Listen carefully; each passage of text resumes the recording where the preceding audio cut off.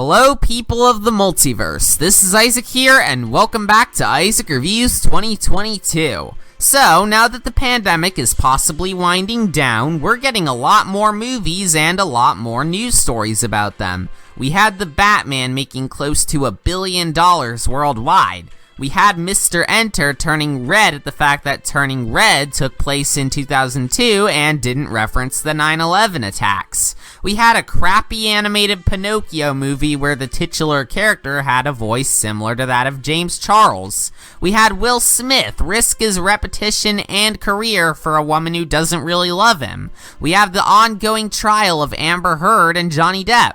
And we have the first MCU movie of this year, Doctor Strange in the Multiverse of Madness. The first Doctor Strange movie is honestly pretty underrated in my opinion, with its interesting development towards the titular master of the mystic arts, coupled with some great cinematography, solid acting, and easily the best visuals in the entire MCU. I guess I should also bring up the Disney Plus miniseries WandaVision, since that show's events are important to the plot of this movie, so get your pitchforks and torches ready, but I liked the show. Style-wise, I liked the sitcom parodies in the earlier episodes, the acting is great, especially from Elizabeth Olsen and Kathryn Hahn, and the costume design is fantastic, but substance-wise, I know this might be controversial, but I like the direction this show took for Wanda's character and its overall message on grief. Sure, what she does in her grief is definitely immoral, but not only is the show aware of that and frequently has her called out on that fact, but given how emotionally unstable she's shown to be, especially with the large amount of suffering she endured throughout her appearances in the MCU, it sort of makes sense why she ended up doing what she did. It's not a perfect show, and I definitely see why people hated it, but personally, I liked it. And here we are now with Multiverse of Madness, which is actually breaking a long-standing trend within the MCU by having an actually experienced director at the helm. In this case, Sam Raimi, who you may know for directing the Tobey Maguire Spider-Man trilogy. Sure, this is the first feature film for its writer, whose only other notable feats were writing a few episodes of Rick and Morty and Loki, but after so many entries in the MCU from random people who'd only made 2 or 3 other films before getting picked up by Marvel, it's refreshing to see someone with a solid amount of directing experience in the lead. Anyways, with all that exposition aside, you might be wondering about my thoughts on Multiverse of Madness, especially since its reviews are pretty below average for MCU standards.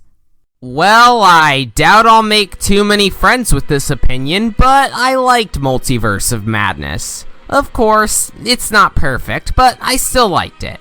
So, this movie centers around the Sorcerer Supreme himself protecting a new character, America Chavez, from Wanda, the latter of whom is destroying the fabric of reality because she wants to be with her make-believe children.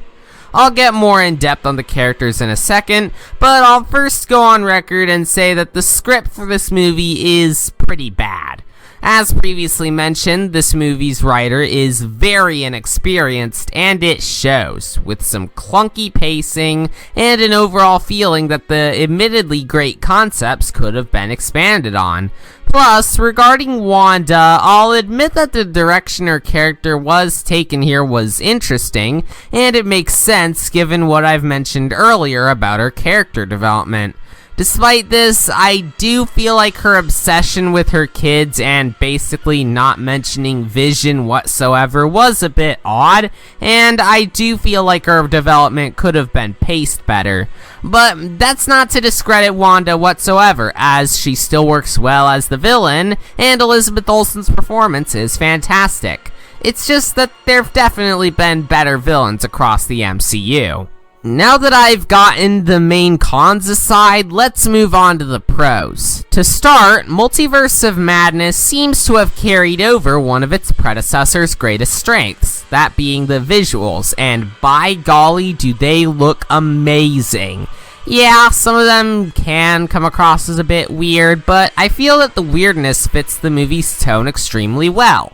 Plus, since I saw this in IMAX, my experience was amplified tenfold thanks to the overall scope of the film, with its exciting action and fantastic cinematography amplifying how good it looks. Another thing that amplifies the film is its score by Raimi's frequent collaborator, Danny Elfman. Now, yes, I loved the score for the first Doctor Strange, and I've stated a couple times before that Michael Giacchino is my favorite film composer of the modern era. Hell, I'd even go as far and say that he's the modern John Williams. But Elfman did an incredible job here and really emphasized the madness in the title, with the epic orchestra and ambient electronic sounds playing off each other extremely well. But enough about the style, what about the substance? Well, there's still a lot to enjoy. For one, the actors did great, and the characters in general are very well developed. Steven is still the cynical yet heroic sorcerer we all know and love. I've already talked about Wanda. Christine actually gets a solid amount of development. The cameos actually serve a purpose, unlike in other films where all they do is try to make you feel nostalgic, and the new character, America Chavez, played by newcomer Xochitl Gomez, was a great addition. She had some great chemistry with Steven and Christine, her character development is pretty solid, and the struggles she faces are believable. See, Marvel, this is how you write a good female character. Not like this. Like this. Anyways, this review's been going on for quite some time now, so we should probably wrap things up here. Doctor Strange in the Multiverse of Madness is nowhere near some of the MCU's best due to its bad writing and pacing, in addition to some concepts it could have handled much better, but thanks to some fantastic visuals, great characters both old and new, and some solid direction from Sam Raimi, I'd say it was still a pretty worthwhile sequel. Of course, this won't be for everyone, as I've seen plenty of people slamming this on Letterboxd, but who knows, maybe some of you might like it. For my rating, I had trouble deciding on what I wanted to give it, but ultimately, I decided I'd go with a 7.5 out of 10. Also, for my thoughts on the trailer for Avatar: The Way of Water, since I saw the trailer before the movie, the visuals do look godlike, but considering how underwhelming the first Avatar was in almost every other department, I'm not holding out too much hope for the sequel. Anyways, thank you all for coming to my TED Talk. Subscribe if you want to see more garbage like this, and I'll see you all next time. Bye!